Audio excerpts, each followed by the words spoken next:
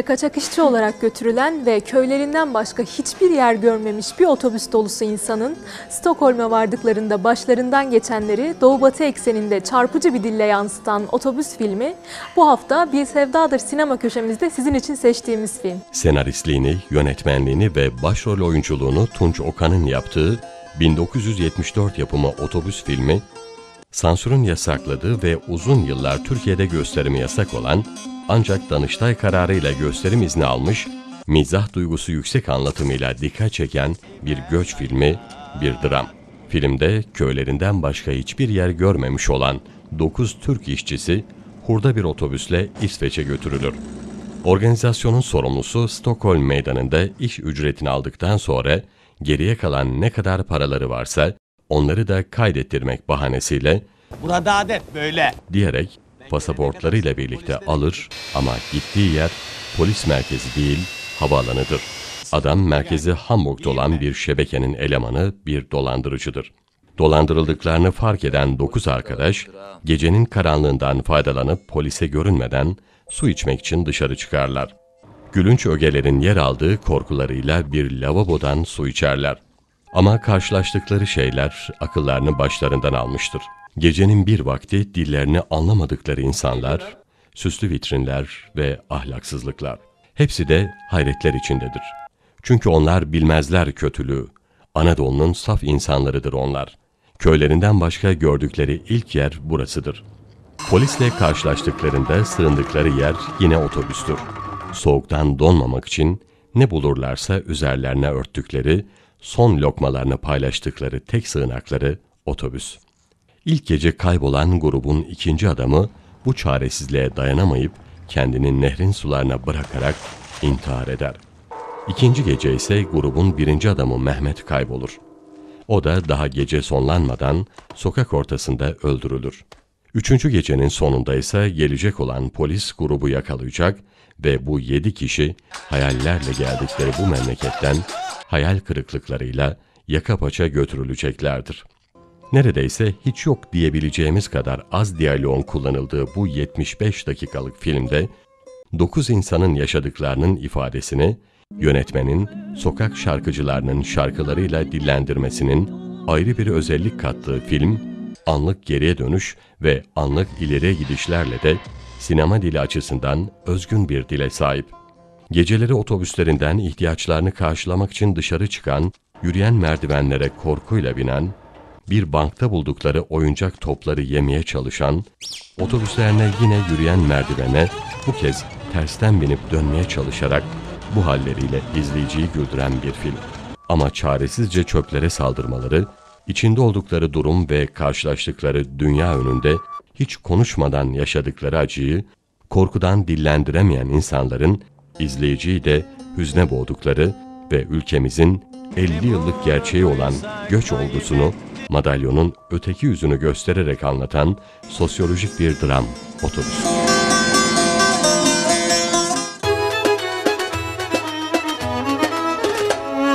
Sevgili seyirciler, geldik sohbetimizin en keyifli kısmına. Eser Hanım'la az evvel ara verdiğimiz sohbetimize geçmiş zaman olur ki bölümümüzde Doğu Türkistan mutfağı ile devam ediyoruz. Buyurun Eser Hanım. Vallahi bence de en tatlı yere geldik. Oldukça da acıktık. Doğu Türkistan Uygur mutfağımız Türk dünyasının gerçekten en özel, en güzel mutfağıdır.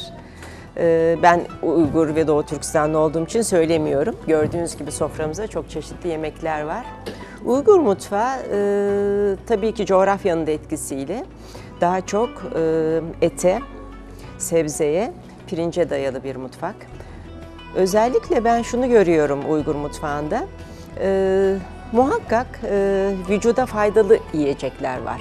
Yani çok fazla yağlı yiyecekler yoktur bizde aşırı derecede. Sotelenmiş sebzeler, su buharında pişmiş etler, mantılar. Mesela gördüğünüz bu pilavımız yine etli havuçlu bir pilavdır. Ama tabii bu sohbetimizi derinleştirmeden önce ben isterim ki herkes yavaş yavaş bu konuda konuşmalarını yapsın. Önce bir çorbamızla başlayalım sohbete istiyorum. Uygur mutfağının çöçüre dediğimiz. Buyurunuz lütfen hep beraber başkanım, buyurun. çöçüre dediğimiz sulu bir yemeğimiz bu. Aslında Türkiye'de buna hemen bakanlar mantı çorbası diyor ama biz çöçüre diyoruz. Özel bir katlanış şekli vardır. İçinde yine et suyunda pişiriliyor. Bol içinde sebzeler var. Çok besleyici bir çorbadır. Divan Lügat Türk'te özellikle et kültürüne atıflar var. Onu çok fazla rastlıyoruz. Ama bir yandan bu sofraya bakınca görüyorum ki sebzeyle hamur işi de çok fazla birlikte kullanılıyor. Gerçekten öyle. Şöyle hamur işi, et ve sebze üçü değişmez Uygur mutfağında. Goşla, etli. Yine şeysinden pizza. Pizzanın aslı yani. Çok güzel. Bu da yağ samsimiz. Bizim memleketin özel Ramazanlarda bilhassa iftarda vereceği yemeklerden bir tanesi yağ samsimiz var. Çeşit işte bu etli kavrulmalarımız var. O da güzel bizim. Tadı çok farklı. Bir de bizde şey var. Bu sebzeni kavururken çok aşırı şey yapmazlar. Biraz daha hafif kavururlar yani. Vitamini öldürmesin diye. Farklı yerler var. Güzel gerçekten bizim yemeklerimizin lezzeti çok farklı yani. Ve de şunu ifade etmek istiyorum, aslında çoğundan bahsettik ama Uygur yemeği deyince en başta gelen bir tanesi de lagmendir biliyorsunuz. Bu lagmen olmazsa olmazdır. Gerçekten Orta Asya'nın çoğu yöresinde belki bir pilavı görebilirsiniz, işte goşnanı, samsayı görebilirsiniz ama lagmen gerçekten Uygur mutfağının en eski, en tarihi yemeğidir. Hatta çoğumuz biliyoruz ama ben yine tekrarlamak istiyorum. İtalyan Marco Polo seyahatnamesi sonrasında duymuşsunuzdur. İşte o bölgede yaşayan insanlar, Orta Asya'da bizim Uygurların yerleşik bölgesinde yaşayan insanların bu uzun uzun böyle makarna yediklerini söyler. Gerçekten de daha sonra da İtalya'da bu makarna ortaya çıkıyor. Demek ki Çin'de de ondan sonra geliyor çünkü şu an hani Evet. Çin yemeği olarak sunulan şeyler arasında da var aynı zamanda. Evet ama dediğim gibi bu yemeğimiz lagmen özellikle Uygurların öz yemeğidir. Onda da kızlarımız söylesin, gene sebzeler soteleniyor, üzerine dökülüyor lütfen. Biraz bilgi verin yemeklerimiz hakkında. Ramen'e gelince tamamen el işi o. Yani hamur yoğrulacak, ondan sonra iyice şekil verecek uzun uzun. Ondan sonra su haşladıktan sonra, kaynadıktan sonra bayağı uzatıyoruz, atıyoruz, pişecek. Tabii ki aynı zamanda sosunu hazırlayacağız. Ondan sonra hadi sofraya lezzetli Ama bol yeriz. o sostan da bahsedelim, çok önemli sosumuz. Şimdi tabii sos derken Türkiye'de onu türlü diyorlar. Yani türlü lagmanla yani hamurla birleşik bir yemek oluyor. Türkiye'de onun iki ayrı makarna ve türlü olarak sunuluyor. Lagmanın bir özelliği daha var, onu bahsetmediniz. Eser Hanım, lagman bilmeyen kızlarımız gelin etmeyiz biz. Uygun olmanın temel baraj yemeklerinden birisi. Bence de ama şöyle yeni nesil bakıyorum yavaş yavaş hazır makarnaları gidiyor ama biz onu kabul etmiyoruz. Kabul etmiyoruz. İlla lagman Evlenmek zor yapacak. o zaman, çok zahmetli miyiz zaten? İşte bir Uygur genetik olarak daha doğrusu bunu öğrenir. Çünkü onunla büyür, doğar, ana evinde onu görür. Muhakkak o hamuru açacak, o ince ince o hamuru bu makarna haline getirmeyi bilecek. Tabii onun yanında şeyler de var. Bakın o da enteresandır. Laza değil mi? Evet, lazamız var. O lagmanla beraber o yapar, mantının yanında koyarız. Sirkeyle beraber. Şimdi bizim Uygur kültüründe, Doğu Türkistan yemek kültüründe hamur ve et yoğun olmasına rağmen bu soslarla onu dengeliyoruz. Dolayısıyla yani bir takım şimdi ortaya çıkan modern hastalıklar Uygurlarda çok gözükmüyor. İşte laza, bu lazada kırmızı biber, kızgın yağda sarımsakla beraber değil mi? Evet. Kızdırılıyor. Yani bir şekilde çoklanıyor. Sonra sirke ilave ediliyor yemeğe. Beraber yediğiniz zaman onun hamur etkisini belki de ortadan kaldırıyor. Evet, kolay hazmediyoruz. Kolay hazmediyoruz. Böyle şeyler de var, ince nüanslar da var sofranın. Şimdi baktığım zaman zaten hemen hepsi baharatlarla harmanlanmış görünüyor. Ve gerçekten de bize çok da uzak değil. Ve yani keşke ekran başındaki seyircilerimiz de yani şu an bu yemeklerin kokusunu da alabilseler. Çok iyi olurdu. Daha iyi olurdu herhalde. Bu baharatların tabii şöyle demek istiyorum, bir özelliği de tarihi İpek yolunun geçtiği yer Doğu Türkistan. Yani orada baharat olmayacak, nerede olacak? Onun için de bütün yemeklerimizde çok özel baharatlarımız var. Akmuç, karamuç, kavançin, aklıma gelenler hemen onları söylüyorum, başkaları varsa. Evet, çok kullanılıyor, baharatlar çok kullanılıyor. Bir de bu mantımız, demin söylediğimiz gibi biz memlekette, başkanım, Kaşgar'da biz cümbül deriz, siz de mi cümbül dersiniz? Ama kaskan diyenler de var. Bu delikli su buharında süzgeç gibi düşünün. Kat kat olur, onda su buharında tencerede. Tamamen buharda pişiyor. Buhar, çok. Hiçbir yan etkisi yok, tam insana faydalı. Evet, çok faydalı.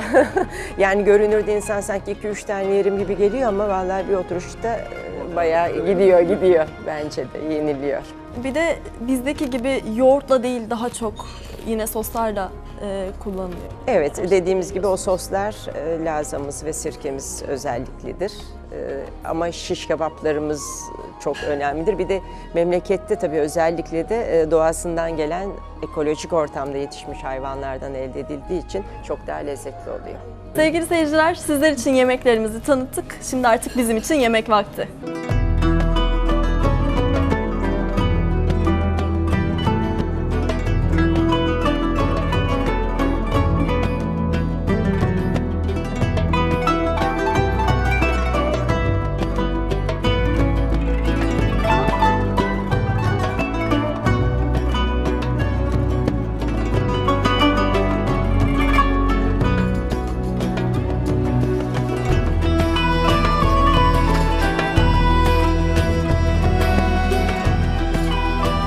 Uygur soframızda çayın çok önemli yeri vardır. Genelde biz çayı hep sıcak ikram ederiz. Misafirler geldiğinde hemen sıcak bir çay ikram ederiz. Yemeğimizde, yemek soframızda sıcak sıcak çay yemekle beraber ikram edilir. Genelde çayımızın birkaç tür çeşidi vardır. Kara çay, doğru çay, pemil çay, etken çay gibi birçok çeşidi vardır. Genelde biz günlük hayatımızda kara çay kullanırız. Çay ikram ettiğimizde, ikramda, hareketlerimizde filan misafirleri olduğumuz saygılarımız gösterilir. Genelde çay ikram ettiğimizde şu şekilde çayı doldurup ve misafirlerimize iki elimizle ikram ederiz. Misafirler de iki eliyle çayı alırlar. Çayı az önce bahsettiğimiz gibi genelde yemekte beraber kullanıyoruz. Çünkü sıcak çay yemeğin hazmetmesine yardımcı olur. Bu çok önemlidir. Bahsettiğimiz gibi çayımız sıcak ikram edilir. Çayımız hazır. Buyurun size de çay ikram edelim.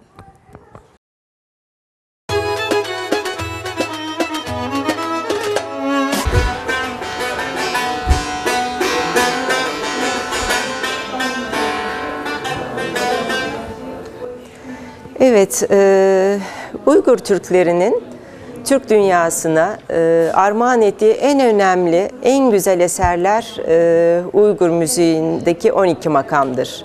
Bu 12 makam tabii formal olarak 12 makamdır. Daha üstü de olabiliyor, daha altı da olabiliyor.